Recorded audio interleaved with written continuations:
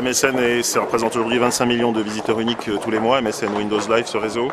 On est la deuxième destination juste derrière Google en France sur Internet. Et puis la communauté de Messenger représente environ 20 millions d'utilisateurs. Quant à l'équipe, la télévision, c'est toutes les semaines 4,2 millions de téléspectateurs qui viennent nous rendre visite. Et sur la partie internet, l'équipe.fr est le premier site d'information sportive avec plus de 4 millions de visiteurs uniques tous les mois et environ 500 millions de pages vues chaque mois également. Rapidement, je pense que le premier enjeu pour nous, c'est la délinéarisation, c'est-à-dire qu'aujourd'hui, on fait une chaîne de télé, c'est un flux linéaire où les programmes s'enchaînent. De plus en plus, les internautes ou les mobinautes souhaitent consommer à la demande.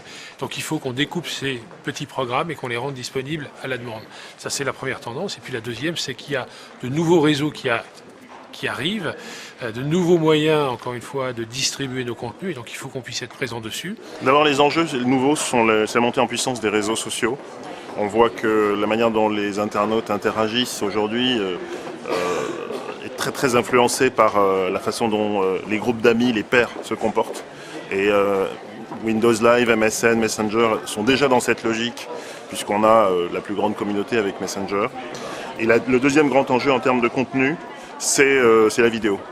Tout simplement parce que la France est un pays dans lequel il y a une très forte pénétration du haut débit et qu'à partir de là, ça ouvre des perspectives à la fois pour consommer la vidéo sur tous les supports.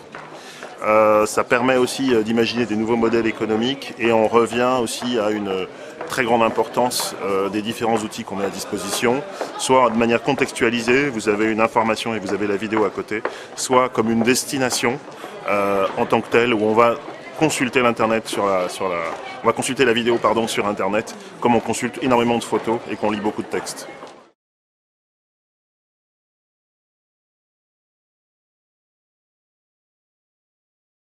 Pour pouvoir faire notre métier qui est avant tout d'informer de manière indépendante, avec des critères journalistiques vrais, qui est un moyen également de se différencier par rapport aux vidéos qui peuvent être proposées par le public, par des tiers.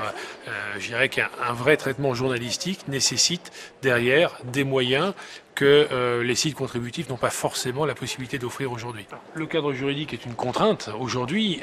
Par contre, l'explosion et l'appétence des internautes pour la vidéo, c'est pour nous bien évidemment une opportunité à laquelle on va répondre, dont on commence déjà à répondre et pour laquelle on répondra dans les années à venir. Je crois que l'évolution la plus importante, c'est quand même la montée en puissance du mobile. Eh bien, le phénomène pour nous le plus marquant, c'est, comme vous le disiez, le fait de rendre nos contenus audiovisuels disponibles sur tout un tas de supports différents. Et donc, je dirais nativement, préparer un contenu audiovisuel pour le diffuser en temps réel sur la télévision, sur le mobile et sur nos sites internet.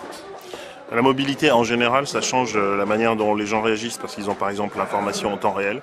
Ça change la manière dont on s'implique. Nous, on fait des jeux, on demande beaucoup de participation et on voit une montée en puissance des participations qui viennent du mobile. Après, en termes de contenu, ça oblige à réfléchir sur des nouveaux droits. Ça oblige à réfléchir sur des nouvelles ergonomies, parce que l'ergonomie du PC ou l'ergonomie éventuellement de la télé n'est pas du tout la même que l'ergonomie du téléphone. Et donc on est obligé de repenser encore une fois la hiérarchie des contenus et la manière dont on les montre.